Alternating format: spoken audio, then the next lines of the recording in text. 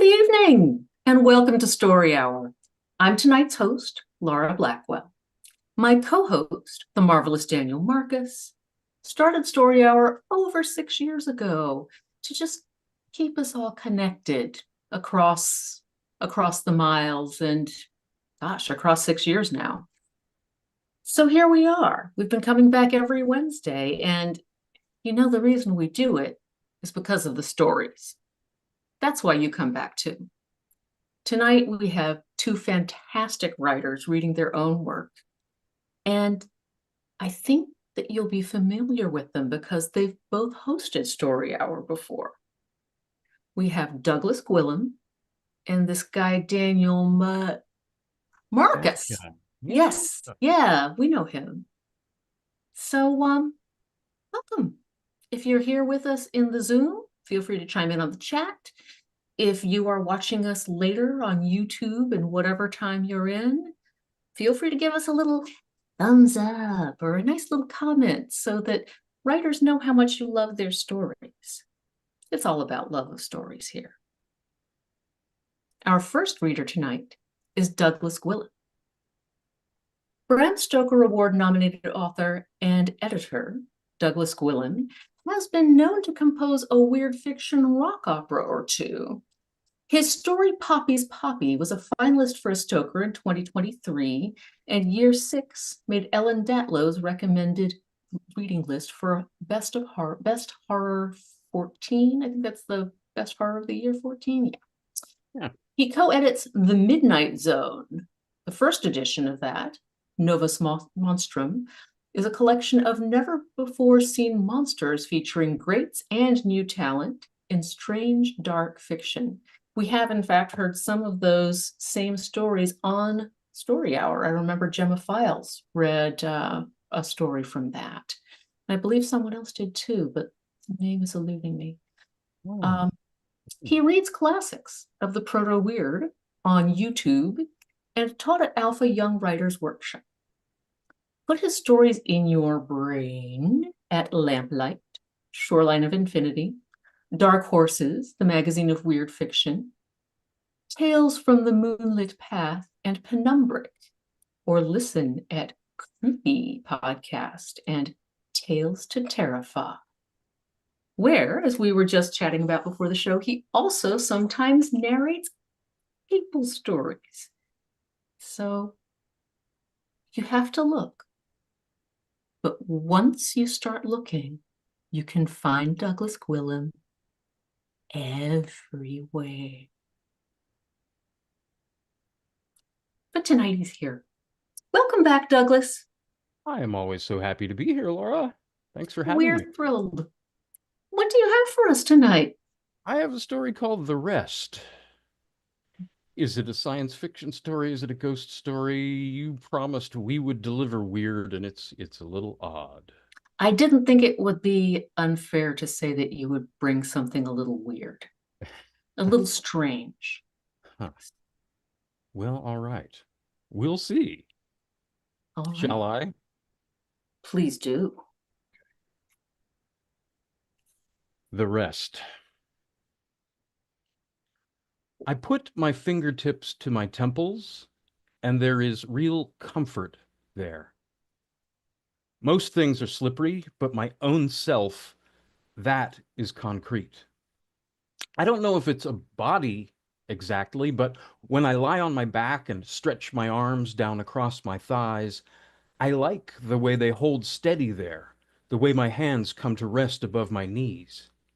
I feel my bones and ligaments do their creaky ballet, and my fingertips seem to settle on fabric that has flesh underneath.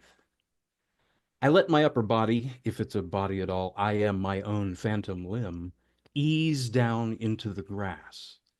I look up at the side of the building, a suburban ranch with fanciful ironwork roses, and I go back to practicing. The golden light, just before twilight, is landing squarely on the circle of cedar hanging there by the kitchen window. Tubes of brass beneath intermingle, seem to be having a social hour before their square dance begins, never quite touching. I focus on them, I have a sense, after a few hundred attempts, of where all the pitches are. It's not the viola, but if I bend my will hard, if I furrow my imaginary brow and clench my imaginary sphincter, I can make them move. Just so. Like the gentlest breeze. And it's music. What I smell, what I hear, these things light me up, though I can taste nothing and touch nothing very successfully. Not now. Touching is a thing I get, a thing the form stipulates, but only in that moment, only when it's time. For now, I let loose. For now, I let lost nerve endings play the wind chimes, and I remember multiple octaves and the feeling of prettily, skillfully bending the strings of my grandma's violin, of my grandma's viola, the heft of the bow and the dark smell of rosin. The little brass tubes shift gently. They make sounds that are mine. With the silences between, the rests, they make music that is me. This is how I know it's not just the ocean breeze. This is more me than anything else I have now.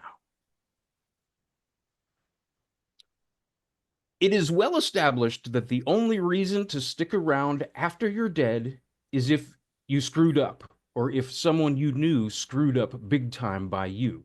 The pain of living keeps you around. That's about right.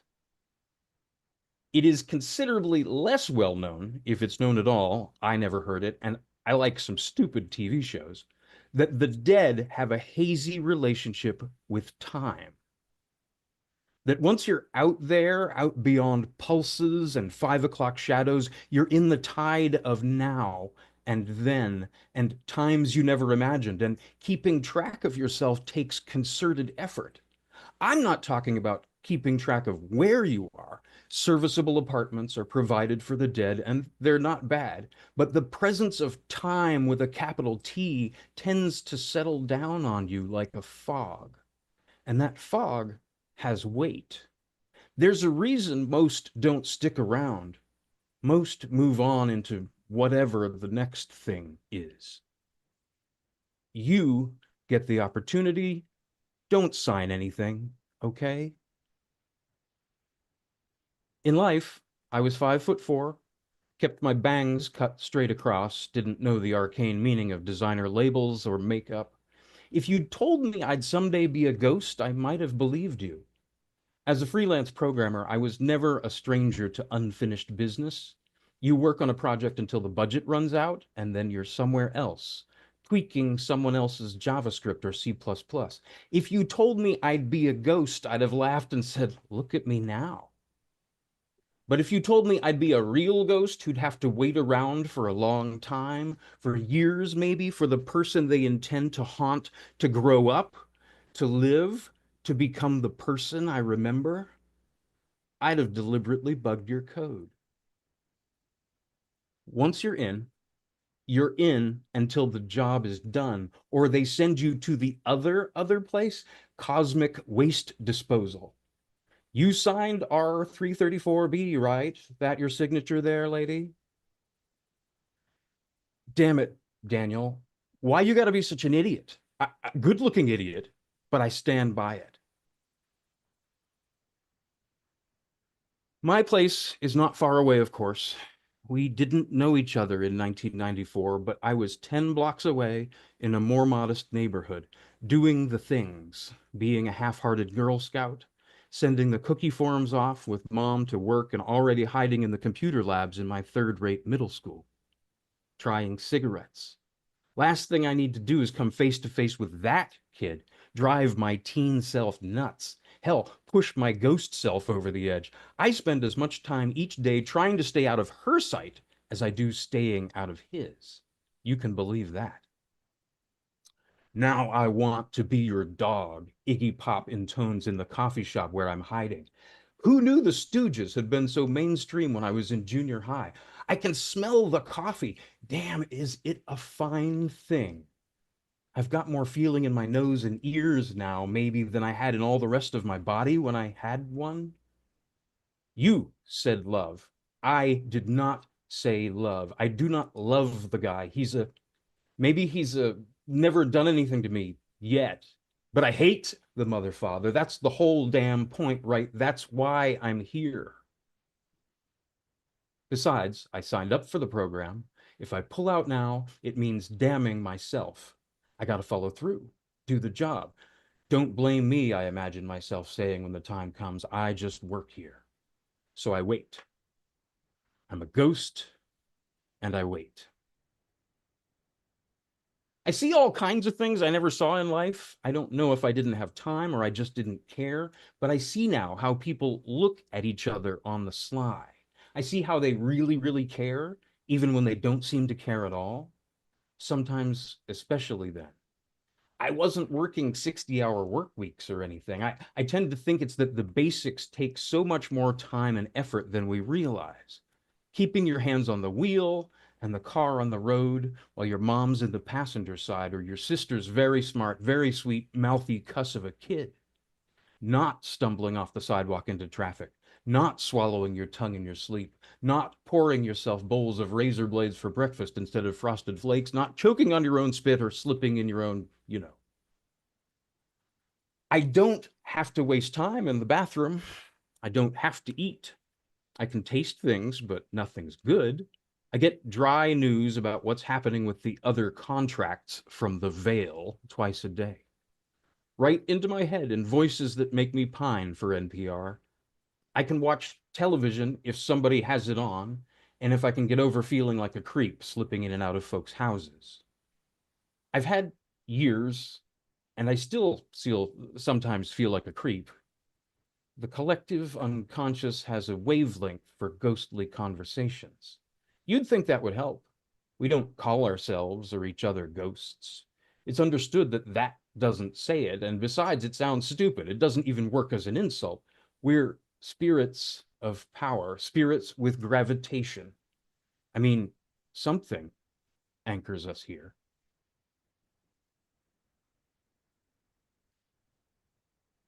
I was pushed into the water from behind. And then there was another force that I couldn't see keeping me down. What drove me, what got me committed to this course of action was certainly anger, a feeling in my gut and in my lungs that I needed to punish, that he needed to be made to pay. But over time, it changed. The first bit of change is a function of who I am, who I have always been in life and even in early life, a need to understand how it could have come to that, how a person with a mother and a sister and status in the community could come to that terrible moment, could use their own muscles and sinews and bones to do that to another human being. They dropped me, not in the prime of the fool's life, but in the sad mess of his early adulthood where I could sympathize with an overgrown kid at the wheel of a semi trying to fight the momentum. Gravity. I had this boyfriend once who swore he saw a ghost, and the ghost was him. I've always believed it in spite of myself. I've never known him to be prone to flights of fancy, and I'd known the guy since junior high. It was the look on his face that did something to me deep down. After that, he left, went off to live some beat poet dream, as if that was going to change his future for the better.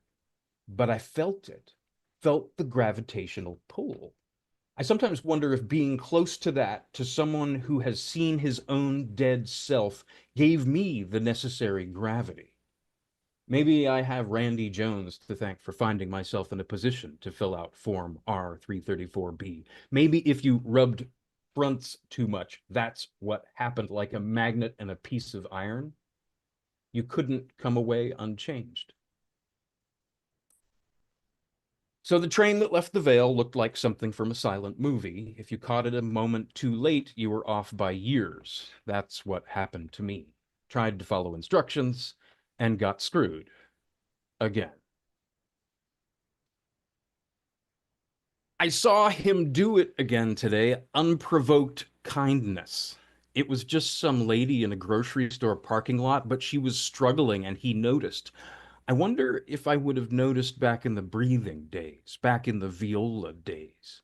He needed to get back to work and he was tired. I could see the worry lines in his face about the Otero account. He didn't have time for it, but he propped his own cart against the back of his Honda so it wouldn't roll, and he went across half the damn parking lot to her, and he gave her the casual smile, the one that somehow makes the sharpness of his features less threatening, and he said, "Ma'am, ma'am," like he's Opie and she's Aunt B. "Can I give you a hand?" And she was all young man and all appreciation, like she'd been born in 1902, like that crotchety actor who played Aunt B. Like she'd been a prim sort of flapper instead of a teen listening to Paint It Black on the radio. When he had all of her bags, she was feeding an army apparently, tucked neatly into her Prius, he stood aside and she extended a hand daintily. There may have even been a glove on it. I couldn't tell from where I was perched. And then they were going their separate ways, both smiling just because human. Because people being kind to people is the shizzle. It makes the world go round. And damn it, Daniel, why you got to do the right thing so much? Why you got to do the right thing at all?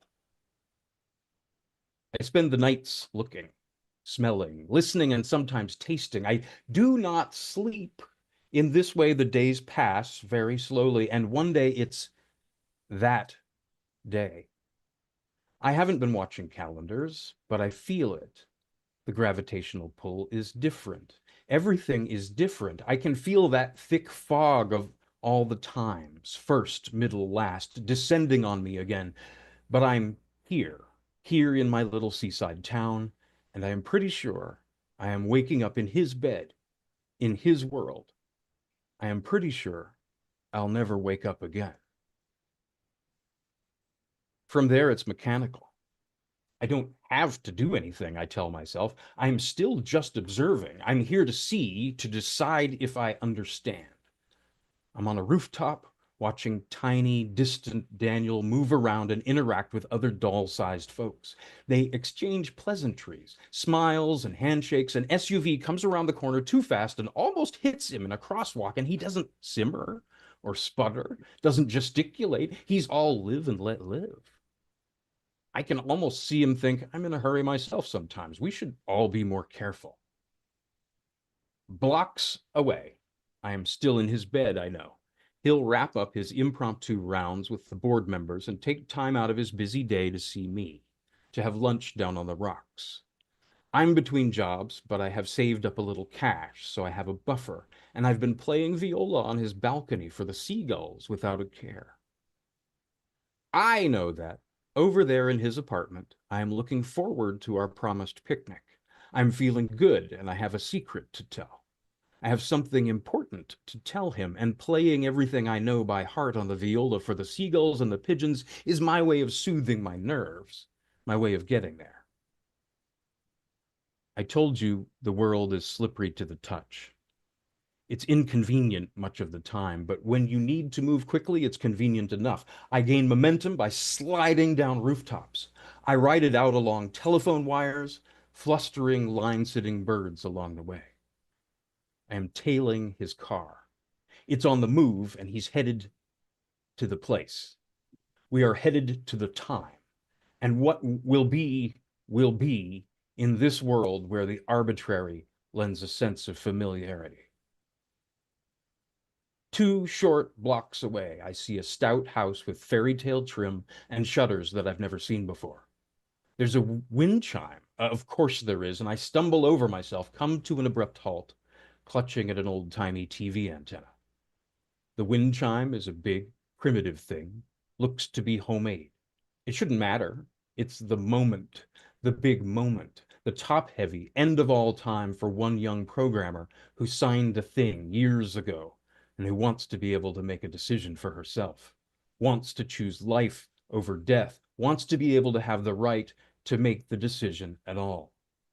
There, thrown sideways by my maneuver with the antenna, I float, hold my breath in like I was taught in the city pool in another town as a girl, and put my head back and lie there. I think about the chimes. I reach out to them. Nearby, there's a man in a grassy patch of city park by a pier, picnicking with a woman, me, who's wearing a t-shirt with the name of his college across it. The sun is in her hair, and I can't see her, but I think she is probably beautiful, glowing even.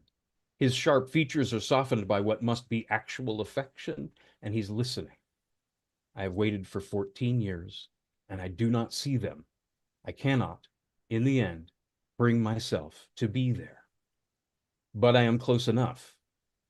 I take the wind chimes, soaring through melody after melody, even attempt harmony. I lose myself to the music. This chime has 2 full octaves to play with, and I can feel the strings in under my hands. I can feel the sinews in my thighs, where the whole thing that is me comes together under my outstretched forearms.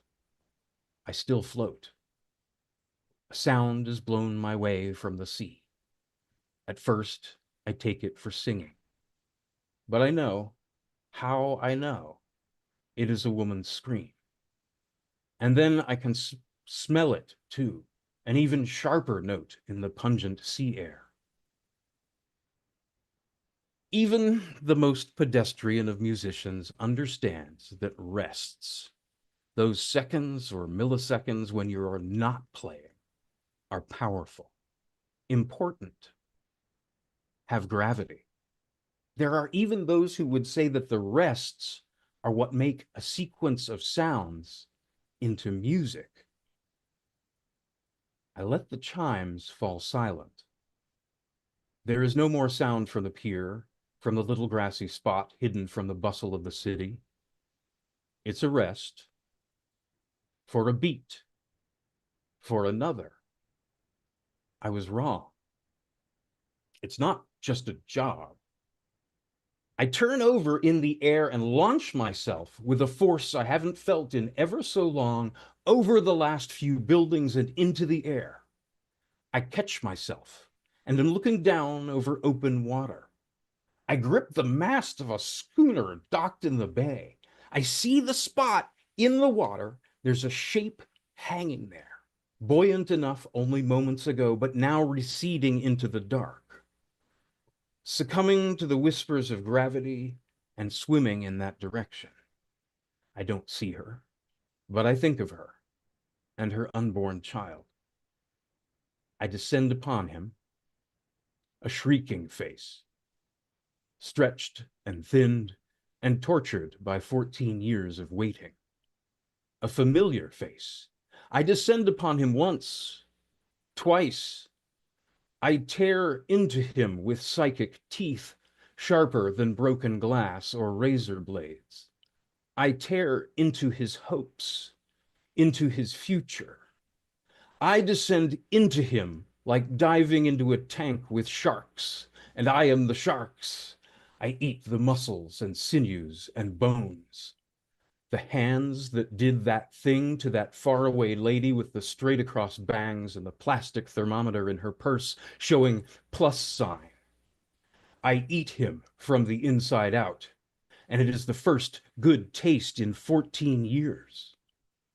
I fulfill the terms of my contract of Form R334B, but it's not a job. What he's done hangs in the air like a long, dark note. What I do makes it harmony.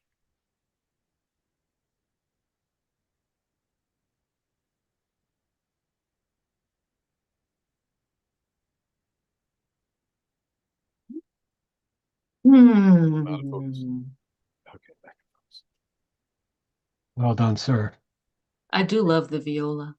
in focus. I like the viola as well. Viola and wind chimes. Well, That I really liked that. Writing's so beautiful. So many phrases hanging in my head still. Thank you. thank you. Well, as those of you who have been here before know, we like to just take a moment between the stories to let the first reader stories soak in. And let's do that now.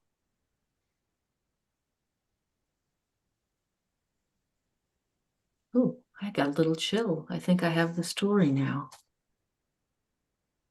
So now I'm ready for another. I'm very greedy when it comes to stories. Our next reader tonight is Daniel Marcus. Daniel Marcus has published stories in many literary and genre venues, including FNSF, Asimov's, Zizova, and Sinking City, to name a few. He is the author of the novels Burn Rate and A Crack in Everything, and the short story collections Binding Energy and Bright Moment and others. A graduate of the Clarion West Writers Workshop, he was a finalist for the John W. Campbell Award for Best New Writer. Remember when it was actually called that? I remember. He has taught in the creative writing programs at UC Berkeley Extension and Gotham Writers Workshop.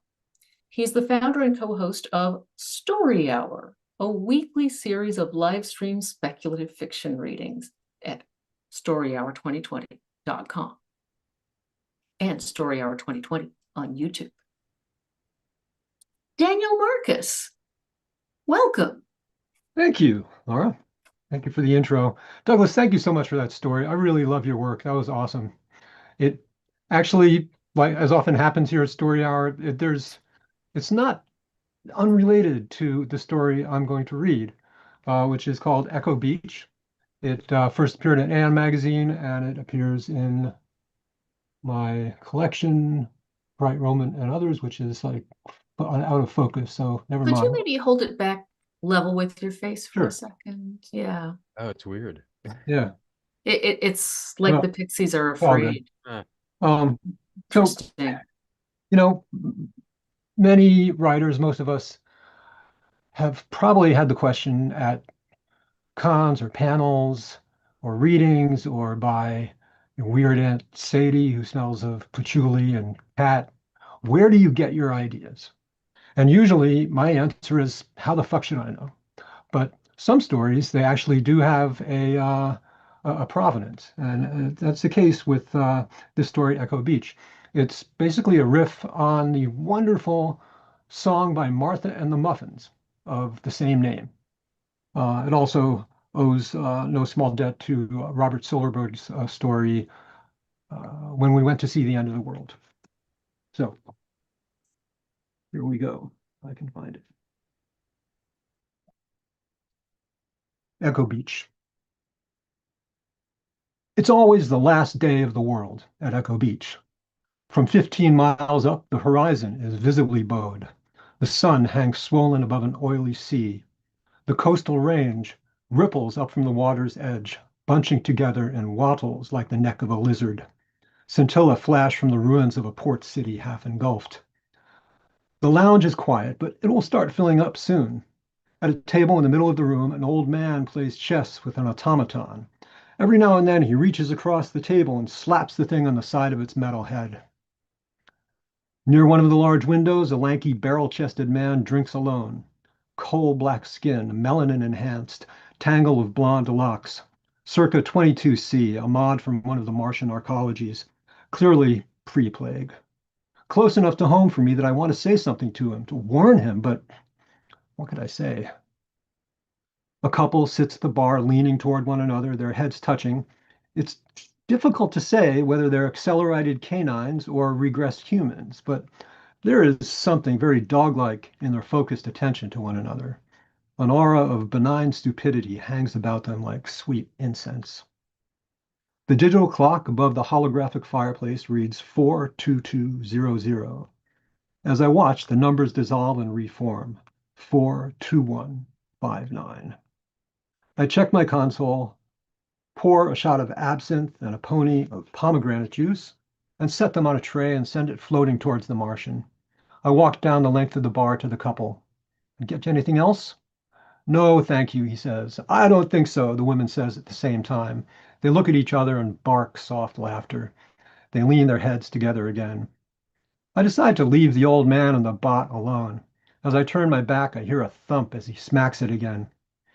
I wipe down the bar, check my stock. Vodka from Ganymede, gin from Hot Point, malts from Scotland. Scotland.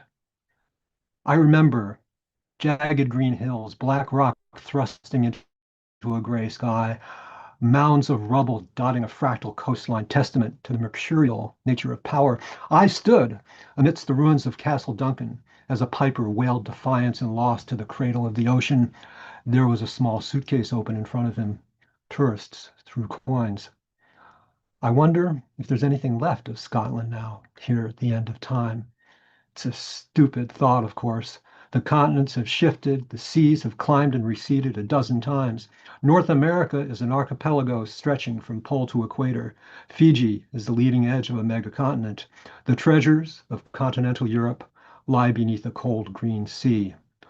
The world face changes. The abstract constructions of man linger ghost-like. If I were to travel to the global coordinates occupied by Castle Duncan circa 20C, could I still hear the echoes of pipes in the salt air? Does Gaia remember? The gate hums quietly. Laughter echoes up from the foyer. Heads emerge from the spiral staircase set in the floor at the far end of the lounge away from the windows. It's a party of four, 2 men, 2 women. Definitely post-diaspora. I can't place them on the continuum. Definitely wealthy. They wear their entitlement like a badge. One of the men catches sight of me, nudges his companions, and they all drift in my direction. He says something to me in a liquid trill. A voice whispers in my ear, "Give us your best table." Arrogant bastard. I gesture at the nearly empty room.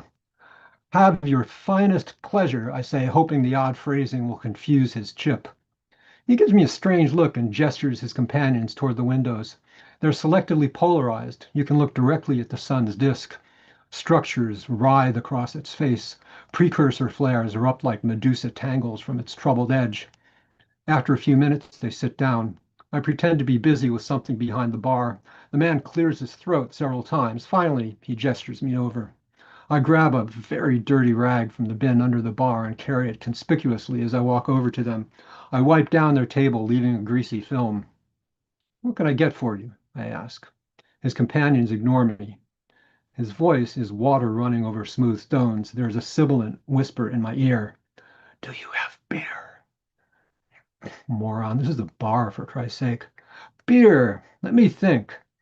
I cut my chin in my fist, scratch my head. "I don't, no, wait, beer. Yes, yes, I think so. 4 beers?" "You're very rude," the man says in halting System Anglo. "It's the end of the world, Holmes. You can sue me." I go back to the bar, pour a pitcher, set it on a tray with 4 glasses. I send it toward them a little too quickly, and a foamy tongue spills down the side of the pitcher. The gate hums again.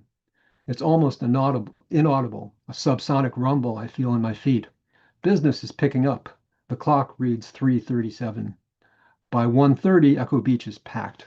Ice miners from the belt, circa 24C, very heavy drinkers. A clutch of avian poets from Deneb 4, post-diaspora. An accelerated goat with a bell around his neck. It doesn't smell accelerated. Even though the place is SRO, there are empty seats on either side of him at the bar. He's guzzling buttermilk and eating pickled onions like jelly beans. It's almost time for a visit from the Losa. I send a couple of bus trays weaving between the tables and wipe down the bar. Everything looks pretty good. At 1:05, the air next to me crackles like old paper, and a humaniform outline begins to gather substance. But it doesn't quite coalesce. It never does. The Losa projects in as a hologram from some other place and time, never in person, never via the gate. Its manifestation is always a translucent, cartoon-like rendering of a 20C Hollywood bug-eyed monster. Bulbous forehead cradled by a delicate tracery of bone, veiny tributaries branching beneath the skin, huge eyes, black pupils surrounded by bloody sclera. It's wearing a jumpsuit with thin pointy lapels. An elaborate ray gun hangs holstered at its side. I suspect that its appearance in this form is a concession to my kitschy 20C notion of alienness. I have no idea what the Losa actually looks like, whether it's a singular entity of unimaginable power, a representative of a vastly superior race of beings, or the fond de monde equivalent of a street punk working a 3-card Monte hustle on Lenox Avenue. "How's business?" it asks. Its voice is a raspy white noise hiss like radio between stations. I gesture at the crowded room. The place is hopping. Good, good. A pulse throbs in its domed forehead. What the Losa means by business is by no means clear to me. Customers come and go by a prearrangement from which I am excluded. No currency changes hands at Echo Beach. Indeed, here at the nexus of centuries of recorded time and millennia of unrecorded time, the very notion of currency has long ago crumbled to dust. We stand there together for a moment without speaking, a 20th century human and a cartoonish holographic chimera behind a battered rosewood bar on a structure that looks like an inverted kitchen whisk suspended by invisible forces 15 miles above the doomed Earth. I'll be going then, Delosa says. Later, I say, but the alien is already gone, leaving behind a faint whiff of ozone, an olfactory Cheshire smile. I wonder if he has other stops to make, if Echo Beach is an instance of some kind of franchise operation, hundreds of McRagnaroks stacked a microsecond apart here at the end of time. And what hubris, what solipsism. It's hardly the end of time. It's just another planet recycling its heavy elements back into the corpus of the mother star. By a cosmic metric, not that big a deal. 102. In 2 minutes, the stasis field will kick in. Nobody gets in or out after that. Already, I know an invisible sleet of heavy particles batters against the walls and windows, a precursor to the main event.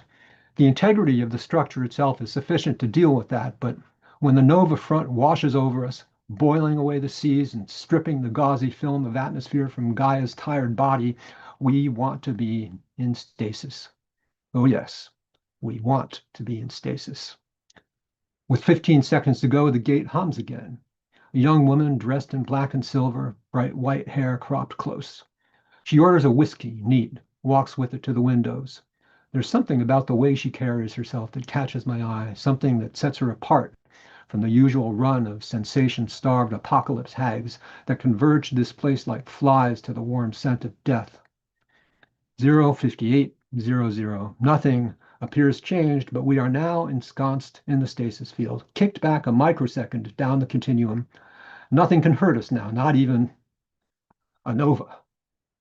The crowd is getting loud and stupid, and I'm scrambling to keep up with the drink orders.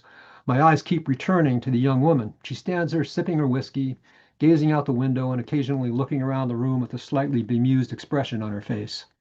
At around 0500, the crowd starts to quiet down. People are sliding chairs and tables over towards the windows. The floor is tiered, so everybody gets a view. By 0200, there's hardly a sound in the place except the rhythmic sighs of 100 people breathing. Someone says something about toasting marshmallows, eliciting a weak ripple of laughter. At 0030, tension fills the air like smoke from an electrical fire. The silence hums. At 10 seconds, somebody starts a countdown. Somebody always does. By the time we're down to 6, everybody in the room is chanting along, a dozen different languages braiding together in a rich babble. 5. The dog couple looks toward the windows, holding hands tightly. 4. The Martian sprawls across the table, head buried in his forearms. 3. The young woman looks around the room, catches my eye. She lifts her drink toward me in salute. 2. In spite of myself, I'm chanting along with the crowd. My knuckles are white on the edge of the bar. 1. The chess-playing bot is staring straight ahead. Its compound eyes glitter in the light of the dying sun. The bot's king lies on its side, defeated. The sun brightens and swells. Its surface is a scrabbled patchwork of bright honeycomb-like cells. Flares lick out from its edge. It seems to grow in slow motion, inflating like a balloon. It's like standing in front of a firing squad. You hear the crack of gunfire. You see the puff of smoke from the rifles. The hail of bullets hangs in the air, moving toward you just below the threshold of perception, like the hands of a clock. Conversation begins to pick up again. I take a few drink orders, but the crowd is subdued, looking out at the spreading fire in the sky, wondering why they came. The sun fills a quarter of the sky. I take advantage of the crowd's preoccupation to send out 4 bussing trays. Spidery mechanical arms pluck empty glasses from crowded tables. The Martian has awakened and he begins to cry in blubbering alcoholic gasps. People move away, leaving him in the center of a small circle of emptiness. The young woman steps into the circle, puts her hand on the top of his head. It seems to calm him. He takes her hand and holds it to his cheek. The sun fills half the sky. The room is again silent. A few people crane their necks to make out details of the ruined city below.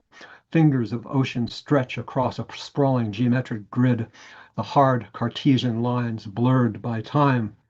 The shock front is almost upon us. It fills the sky, a wall of bright hexagonal cells of light. Structures writhe within the cells. Each of them could swallow Earth whole. Indeed, one of them will.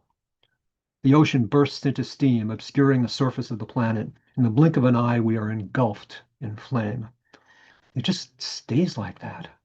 Nothing out there but bright light subdued to a uniform gray by the window's polarization. Every now and then, an inhomogeneity ripples past, sending a corresponding ripple of comment through the crowd. But soon, they lose interest. Conversation picks up again. I love this part. The timing is crucial. You want to nail them just when the edge of novelty's worn off, just when they think the show's over. The post-diaspora fellow I'd had words with raises his hand in the air and snaps his fingers, calling to me in a high melodic voice. It's a whisper in my ear. Bartender, I reach down under the bar and press the button. The entire station lurches and the bottom drops out of my stomach. The transition is abrupt and complete. A moment ago, surrounding by the healing light of apocalypse, now the sun hangs low over an oily sea. Streamers of cloud dusted with gold hug the land. The sky segues from light blue at the bowed horizon to deep blue-black overhead. The crowd lets out a collective gasp. The clock over the fireplace reads 24:00. Someone starts to applaud and it catches like wildfire. The room fills with the sound of hands clapping together. Relief and regeneration, alleviation and ease. The applause dies, conversation swells. In twos and threes, the crowd drifts down to the foyer. Some of them thank me on the way out as if I were the architect of their deliverance. Of course, snapback would activate automatically if I didn't do anything. I smile and say nothing. The gate hums beneath my feet, scattering satisfied customers back to their appointed places on the continuum. Since the room is almost empty, soon the room is almost empty, just the young woman, the Martian, and the avian poets. The poets get up from their table and head toward the stairs. I wipe down the bar, restock, run a load of glasses through the dishwasher. The smell of bile tickles the air, and I notice that someone has left a discreet puddle of vomit underneath the table near the fireplace. I go into the stock room behind the bar for cleaning supplies. When I return, the woman and the Martian are gone. Beneath my feet, the gate hums one last time. I complete my tasks and retire to my quarters adjacent to the foyer. Bedroom, living room, a small gym, a kitchenette with a well-stocked pantry, and my library, thousands of recordings in a dozen different media. It's something of a fetish of mine. I have discs and DATs, video and vinyl, beads, books, and baryon resonance chips. Playback devices occupy an entire wall of my living room, but today nothing catches my interest. I undress and stand in the shower for a long time, letting the needle spray of water beat against the back, against my head and neck. When I feel sufficiently empty of thought, I dry myself off, stagger into the bedroom, and throw myself onto the unmade bed. I was hiking in Nepal, following the faint signature of a path as it hugged the edge of a mountain. To my left, a wall of rock anchored deeply within the earth and rising far above me. The mountain seemed so massive that for a moment I imagined gravity turned sideways, the stony face of the cliff pulling me toward itself. To my right was nothing. The cyan sky, the mosaic of browns and grays merging in distance haze were like the backdrop of an empty diorama.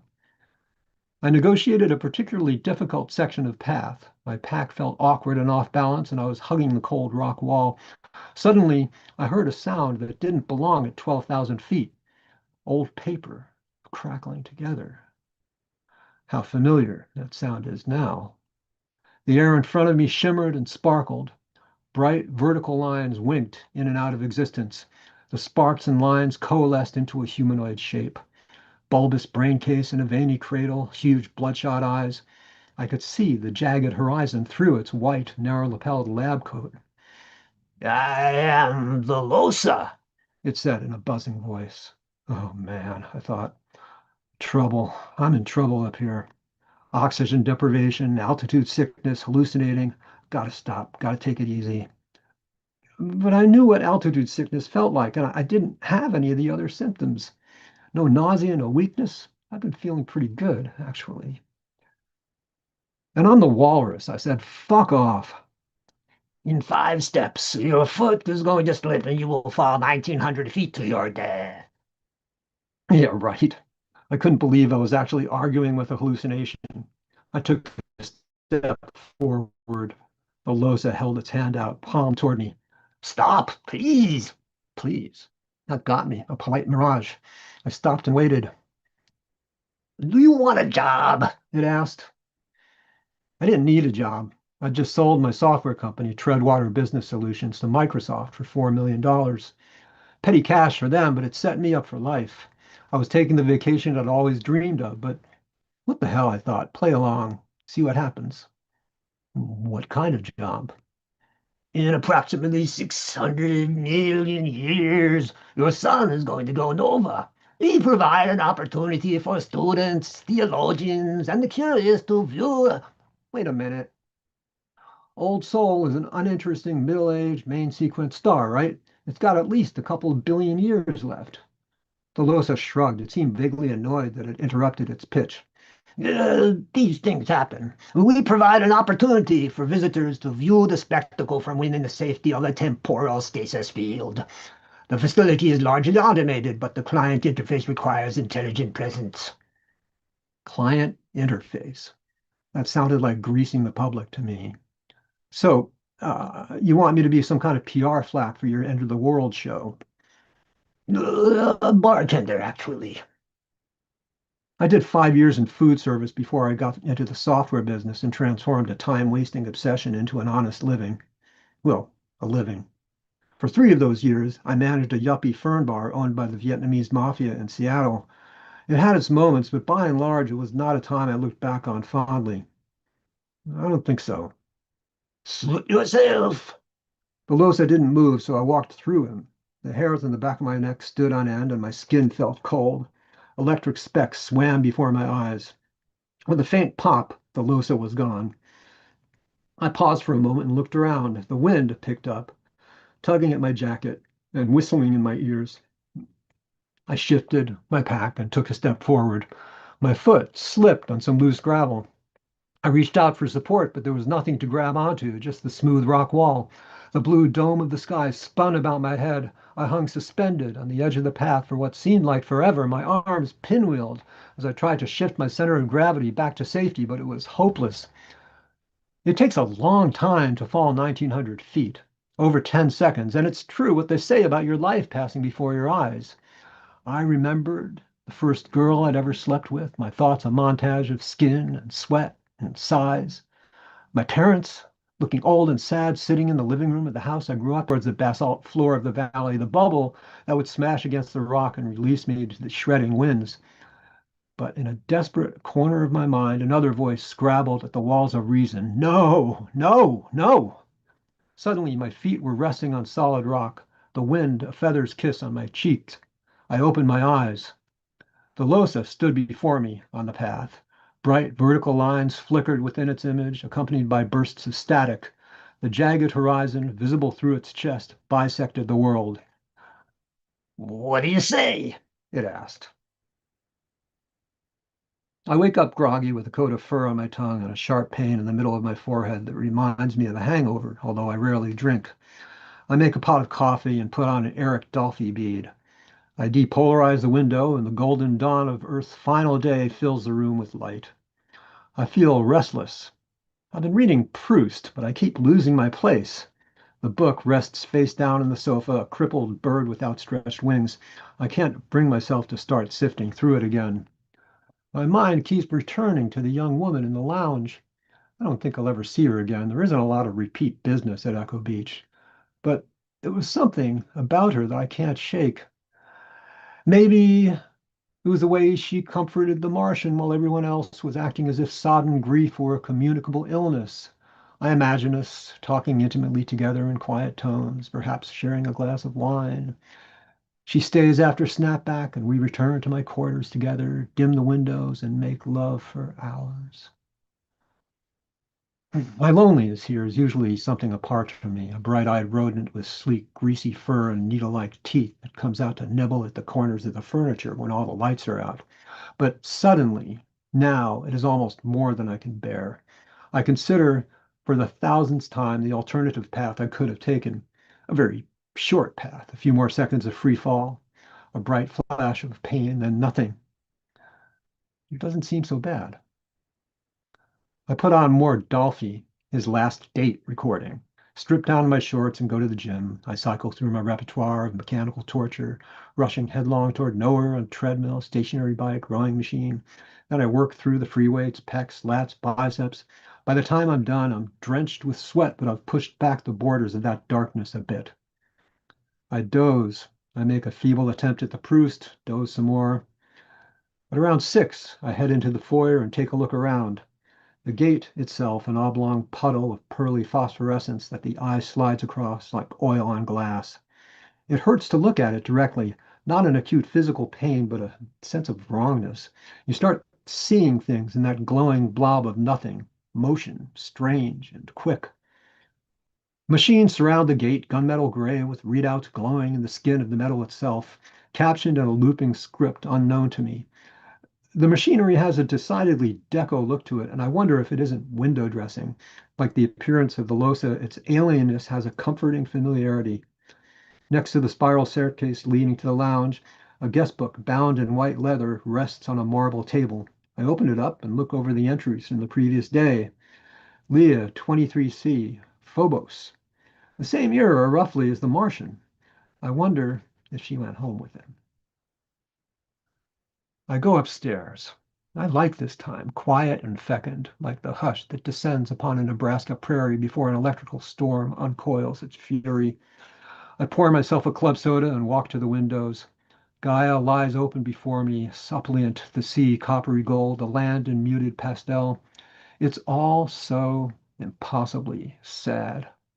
I hate the Losa for this pointless exercise. I hate the wretched customers who flock to this place like paparazzi to a celebrity funeral. I hate myself for not having the courage to bow gracefully out of this life. But what what if death is a singularity, a metaphysical black hole? As we approach its event horizon, time takes greater and greater strides, and our world line stretches and groans under impossible tidal forces. If we ever reached it, we would encompass the universe. If that is true, then in some sense, I am still hurtling towards the basalt floor of the canyon, immortal and doomed. The gate hums. Leah. But no, it's another clutch of avians from Deneb, 4 of them. They huddle together near the staircase, looking around and cooing nervously at one another. I let myself in behind the bar. Welcome to Echo Beach, I say. Plenty of seats, no waiting. What can I get for you? One of them turns to me. Its eyes are large and black, with no discernible pupils. Its round face is covered with downy feathers. Its mouth is a chitinous beak. It chirps at me, and my chip whispers softly in my ear. Our friends recommend this experience highly. Much pain. Fucking parasites. Pain. I smile stiffly. Yes, sit anywhere you like.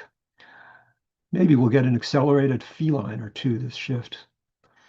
I put on a beat of early 21C industrial music, polyrhythmic loops of great machines tearing themselves apart.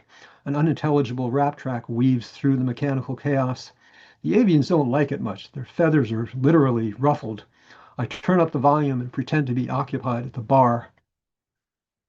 I look up. Oh, hey there, a female voice says. I look up. It's her, it's Leah, and I can't help but smile. Hey.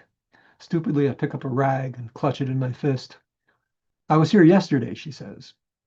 Yesterday? Huh? Her eyebrows furrow, but her eyes are smiling. Yes, well, yesterday, whatever that means. Same day, different cast of characters, except for me. Most people don't come back. She nods. I notice her ears sculpted to small points. I can see why, she says. It's not a very nice place. And what are you doing here? She bites her lower lip, looks off towards the sky-filled windows, looks back at me. Can I have a drink? A nice single malt something. Neat. I pour the amber liquid into a glass and set it in front of her. She takes a sip. Do you live here? I nod. Yeah. What a terrible job. Yeah. She takes another sip. You went home with the Martian, I ask. She nods. Oh, I took him home. My intention is to acknowledge her disclosure with a slight nod, but something very different happens when I open my mouth. Ah, I say, a mercy fuck. She gives me a look that manages to be both withering and sad, sets her drink gently down on the bar in front of me, and walks to the end of the room and down the spiral stairs. The gate hums. Here at the end of everything, I'm still an idiot. I go through the motion of tending bar, sending out bus trays, pouring drinks. All the while, I'm playing the loop of conversation over and over in my head. So thoroughly human, so typically stupid to welcome the object of one's desire by sending her packing. At 1:05, I hear the sound of crackling paper and the Losa begins to materialize next to me. I'm filled with hatred and rage, and I wish that just once it would fully coalesce into flesh and substance so I could wrap my hands around its pencil neck. How's business? It asks. Business, I say. I look around the room, heads bob in conversation, babble hangs in the air like smoke. I turn back to the Losa. I want to ask for the 100th time, why me? But that is a well-worn path. The answer always the same, and I have long ago stopped asking. You were available, it would say. The doomed sky fills the windows. Business is good. Another day, another Gotterdammerung. I clean up the lounge like I always do and head downstairs to my quarters. Today, however, today will be different. I print up enough 23C currency to give myself a jump start, and I stand looking at the gate, staring into that gray blob of pearly nothing. I fiddle with the controls, step back again, stare some more. I expect any second to hear that crackling paper sound, the Losa showing up like Marley's ghost, but it doesn't happen. I step forward. It wasn't easy to carve out a life for myself on 23C Mars, but I made a few investments, bootstrapped a small financial consulting firm specializing in antiviral nanotech, picking up the pieces after the plague. I kept a low profile, never got too greedy. I did all right. I looked for Leah, of course, but I had no way to find her, nothing to go on except for the memory of her face, that last look of withering pity. Eventually, I gave up. I even stopped listening for the sound of crackling paper because I know why the Losa never tracked me down here, why it never brought me back. It doesn't have to. I'm still there at the threshold of the singularity, wiping tables and serving drinks. But that's someone else, caught in that Sisyphean loop of doom and rebirth, trapped. That's someone else. I've beaten the Losa. I've redeemed my old self. I'm never going back. Last month, I purchased an automaton to help me around the house. In addition to its usual domestic routines, it has a strong chess program. But when playing the Sicilian dragon, it always falls for a very aggressive, risky queenside rook sacrifice. Every time, the same stupid blunder. It's as if its ability to reason, to learn from its mistakes, has completely fled. I was so frustrated today that I reached across the table and smacked it on the side of its head. There was a satisfying hollow sound. I did it again.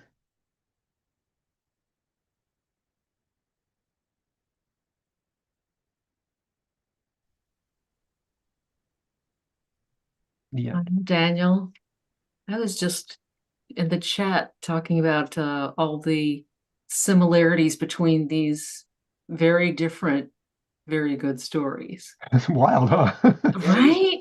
Yeah, You know, we didn't talk, Overlap there is there, Daniel. Yeah, it's uh something I hit on. Like they feel liminal, like they're outside, but they're also immersed. Right. And very concrete in their Yeah. own way. yeah. first person concrete details, but time feels a little disjointed, a little unreal. We talked about the humor a little bit too. Really enjoyed the accumulation of very clever, funny little touches. Oh, You don't really have the time or give the time to like stop and laugh, but you find yourself just kind of like, oh yeah, Mhm. just sort of grinning after a few paragraphs. It's Oh. very And it's nice Thank because you. it lifts the mood from what's otherwise a pretty melancholy piece. It is a You little know, sad. and I love melancholy, but it does sometimes need a little something to keep it from weighing too heavily, you know, to let you get to the end and feel it. So Yeah. Well, I mean, I really enjoyed, I mean, the world building was really vivid, I think I said as well. I just really, Mm. Thank you. well, I great. enjoyed both of these stories a I great. enjoyed yours too, Douglas, very much. I really love your work. Thank you so much. Thanks, Daniel. Yeah, I really enjoyed yours tonight. Yeah, this has been a good night. Yeah, Thank you both seriously. very much. Next week, I'm going to be hosting again. It's going to be a spooky one. And we have Joe Kaplan and Angela Slatter. Oh, nice. Right. I may even be saying her name wrong. She might say it's Slater. I'll have to ask. But Hey, Douglas, you're dropping an album tomorrow, aren't you?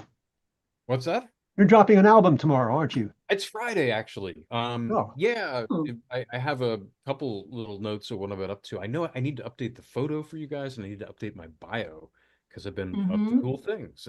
Is this another one of your weird rock operas? This is not a rock opera, but it's the first full-length album of original music I've released in 4 years. So it Well, was back in pandemic days last time. I'm sorry to keep adding to your to-do list, but you're going to need to send us that link, Okay, Douglas. I can do that. So the album is coming out on Friday because Bandcamp is where I do initial releases oh before I yeah. send to streaming I love services. It gives Bandcamp. me a chance to kind of get the bugs out, spend a Mm. little time with it, refining some things. And the nice thing about Bandcamp is you make a whole lot more money when you know, like people buy albums there. And Bandcamp has once a season, I think. Um, and coming up this Friday, day after tomorrow, they have special Bandcamp Fridays where the artists get all of the money.